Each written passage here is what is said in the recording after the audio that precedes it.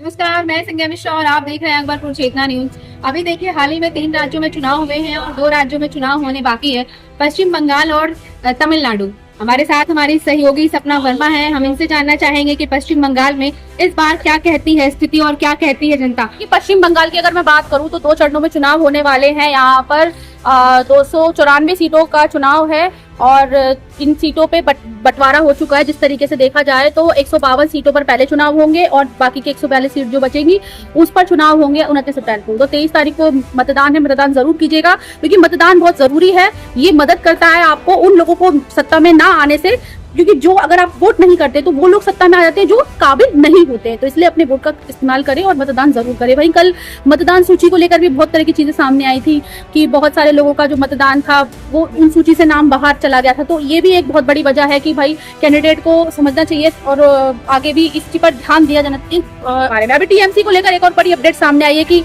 TMC के जो साथ रह चुके थे और शिक्षा मंत्री भी थे, पूर्व शिक्षा मंत्री पार्थ चटर्जी के यहाँ पर भी ईडी की रेड हुई थी। अब देखा जाए तो टीएमसी को अगर देखा जाए तो कल प्रधानमंत्री मोदी जी ने भी रैली की थी, एक वहाँ पे रैली की थी। पश्चिम बंगाल में बीते कुछ दिनों से अमित शाह भी, गृह मंत्री अमित शाह जी भी रैली कर रहे हैं और उन्होंने साफ तौर पर कहा है कि जो टीएमसी है उसने बहुत जगह बर्बादी फैलाई है, बंगाल को त्रस्त किया है और अगर उन्हें मौका मिलता है आने का तो वो सेफ्टी, सुरक्षा, बहुत सारे वादे थे उनके। 15 संकल्प जो है 10 घोषणा पत्र में उन्होंने काफी सारे वादे किए। गुजारा भत्ता किया, महिलाओं की सुरक्षा पे बोल रहे थे, गृह मंत्री अमित शाह जी बोल रहे थे।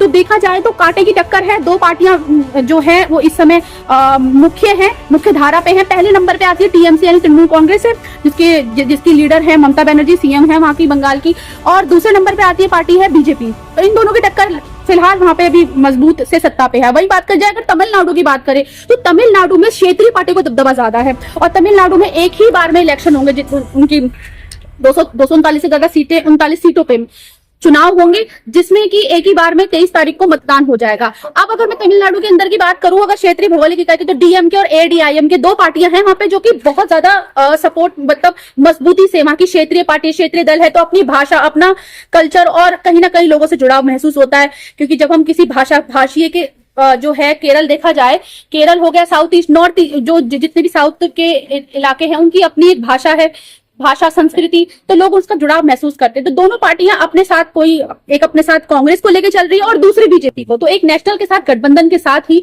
वो लोग अपना मजबूती से जो है इलेक्शन में उतर रहे हैं। और भी कई सारी पार्टियां जो निर्दलीय भी नामांकन कर रहे हैं, कुछ लोग जो अच्छे चेहरे हैं, कुछ अभिनेता भी हैं। तो देखिए, दिलचस्प है, कांटे की टक्कर है। और फिर हाल ही में 3 जगह पे चुनाव भी हुए हैं। अब रिजल्ट जो है वो 4 मई को आएंगे। 4 मई के बाद ही जो तस्वीरें हैं वो साफ हो पाएंगी। चीज जानना चाहूंगी कि अगर बीजेपी को मौका मिलता है तो क्या तमिलनाडु में बीजेपी अपना पुरजोर लगाते हुए क्या वो वहां अपना दबदबा बना सकती है?